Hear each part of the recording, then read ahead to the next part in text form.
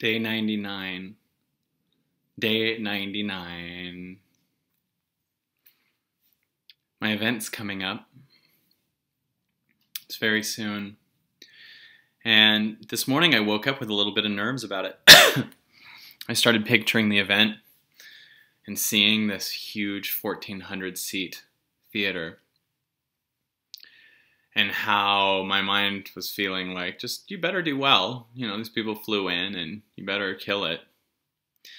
And then it started thinking of, well, how would I do it? And then I totally stopped connecting to my soul because I tried to strategize how Kyle would do it.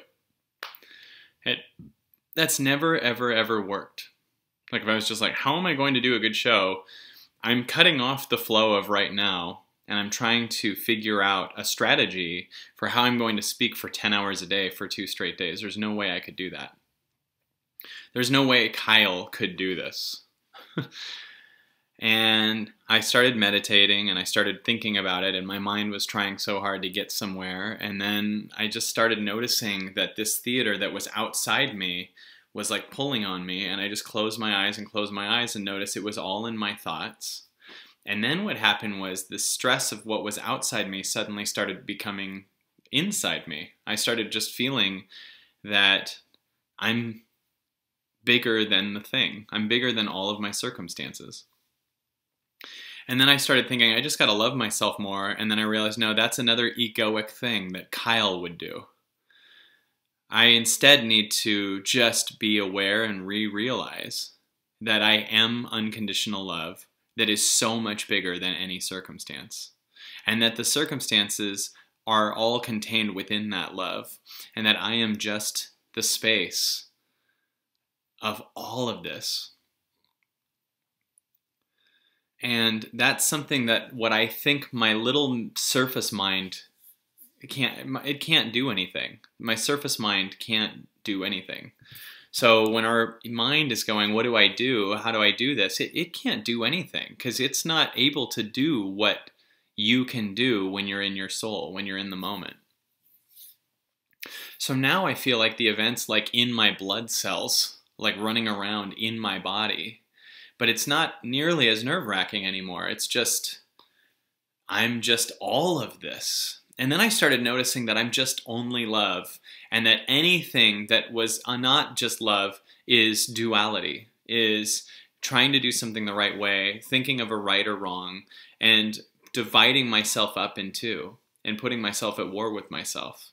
Because all that I am is just love.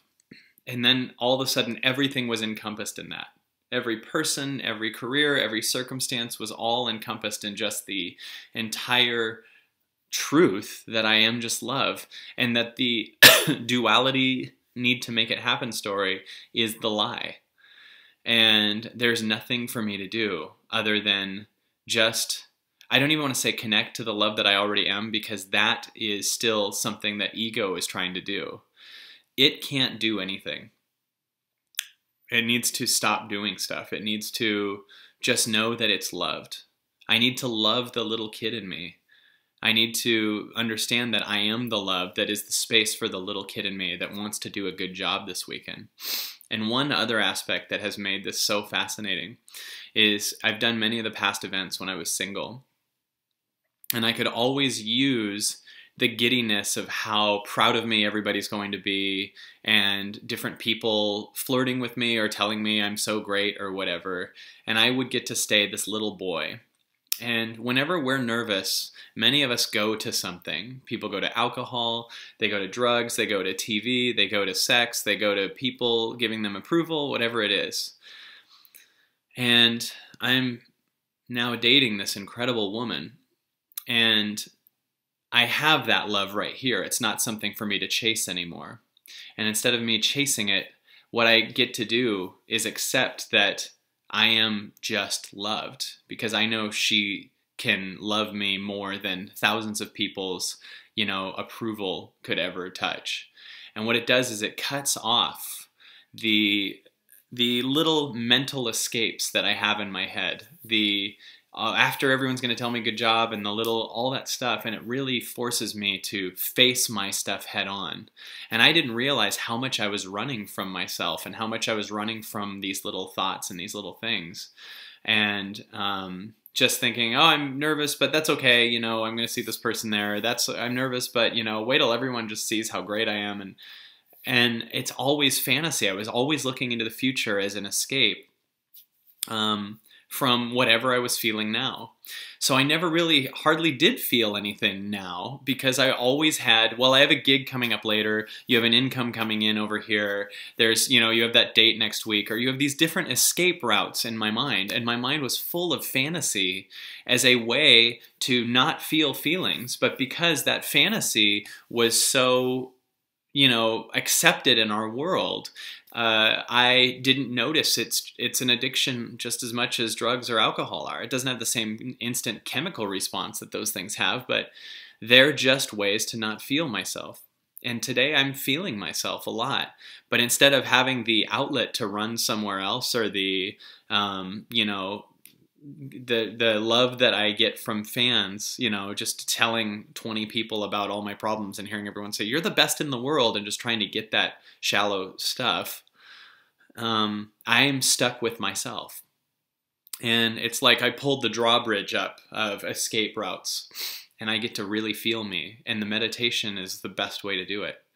And it's taken all of the fears and all of the things that are outside of me, and it's put them inside of me, and I have to look them in the eye. And it's harder to do, but the transformation's more extreme and much deeper. When you're in a really good relationship, everything gets emphasized. Everything gets louder. Your fears get louder, but so does your heart. Your growth is faster, but you could be nervous, and you'll be nervous louder because you have someone there you can talk to about it, and you don't have the same type of escape routes when you're single, where you can just do whatever the hell you want as a runaway. So what's amazing to me about this relationship is that I get to accent everything, and everything that I'm feeling is louder. And so I get to cut off all escape routes and make my transformation louder, my soul louder, my connection to myself is so much more here, because I didn't even know in the past that I wasn't even connecting to myself on this level. I thought I was all the way there. And I'm instead now here facing myself, meeting my core, and entering my power. And that also is because Morgan is a woman that has the capacity and the power to do that same work with herself. And it's different than, you know, being with someone who's in a fan type mindset or is scared of their own depth. It's just incredible to access that same depth in me and have it in her, and have us have to see each other at the truth of what we are. And that's why I think this event, this weekend, is going to be such an incredible byproduct of the level of growth that I'm accessing in myself through meditation, through the inner work, through staying with it, through this relationship. And that's why I'm so thankful that I did this, and that's why I'm so thankful for this life and this new flip around, and how I see relationships are a totally different thing now. So, yeah. I'm getting ready for the event. I know some of you are going to be there, and I can't wait to see you. And the next video is 100. Thanks.